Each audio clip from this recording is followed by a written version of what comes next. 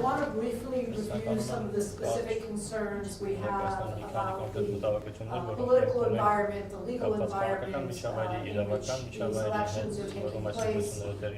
Apparently, under the undue pressure and interference of government officials in what should be independent institutions, independent political parties, an independent religious establishment, an independent media, independent bar association, independent judiciary.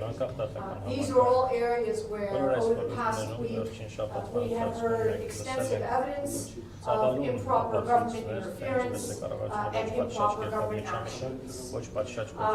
Our first area of concern are politically motivated arrests and detentions of political opposition figures, including strong Armenian political party leader Samvel Karapetyan, as well as church leaders, Archbishops Patriarch Mikhail Ajapahyan, Ashar Khachataryan, and Bishop Magirtich Prosyan.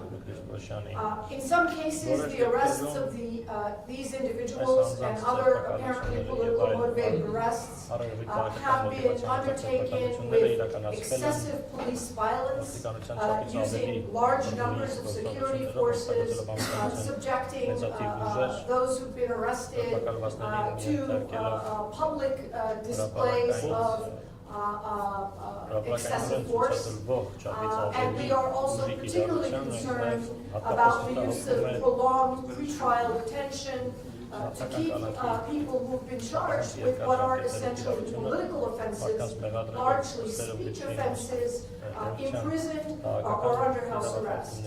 I think it's particularly notable that Mr. Samvel Karapetyan, the leader of one of the most prominent political parties right now in the country, remains under house arrest, and it is very, very difficult to imagine that a fair and free election can take place while the head of the political party, who's been charged with nothing other than a speech offense, is in prison. It does not look good for Armenia or Armenia's democracy to have political opposition members in prison for speech offenses.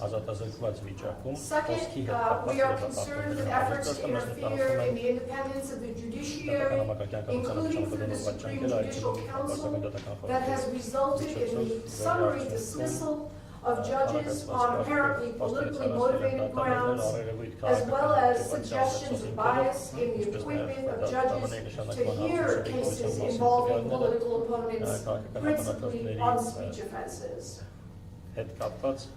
It appears to be that the primary way in which the government is carrying out politically motivated arrests and imprisonments is by relying on vague provisions of the penal code that effectively restrict speech.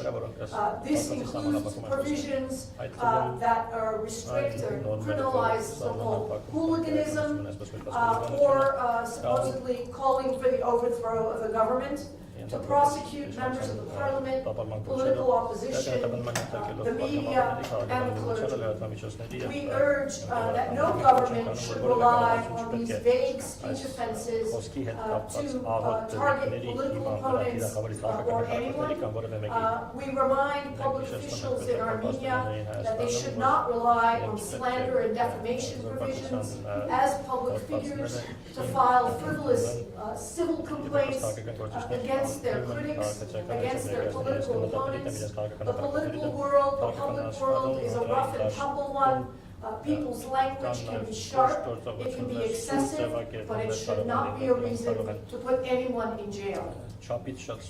Finally, we are concerned with the apparent weaponization of the judiciary and security forces by the government against political opponents. The purpose of the judiciary is to dispense justice for the people of Armenia independently and without interference from the government or any political party. The purpose of the security security forces is to provide security for all Armenians and everyone present in Armenia, and not to be deployed at the behest of the political authorities, the government, or any political party to target and selectively prosecute members of the political opposition. Finally, I want to note that we have heard repeatedly, as recently as yesterday, from Prime Minister Pashinyan in his remarks in Strasbourg about allegations of foreign interference. Nearly all of the political opponents who've been prosecuted, both members of political parties and members of the clergy, have been accused by the government as being subject to foreign interference, to political manipulation, in some cases even being accused of being agents of foreign security forces, almost entirely focused on Russia.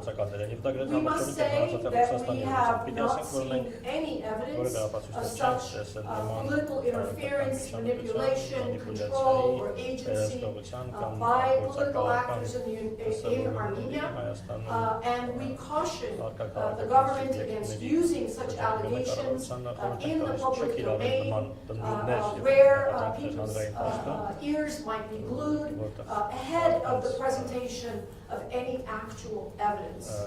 I'll pause with that and I'll turn it back to you. We'll open up to your questions in just a moment. Let me just make one broad point from what we just mentioned.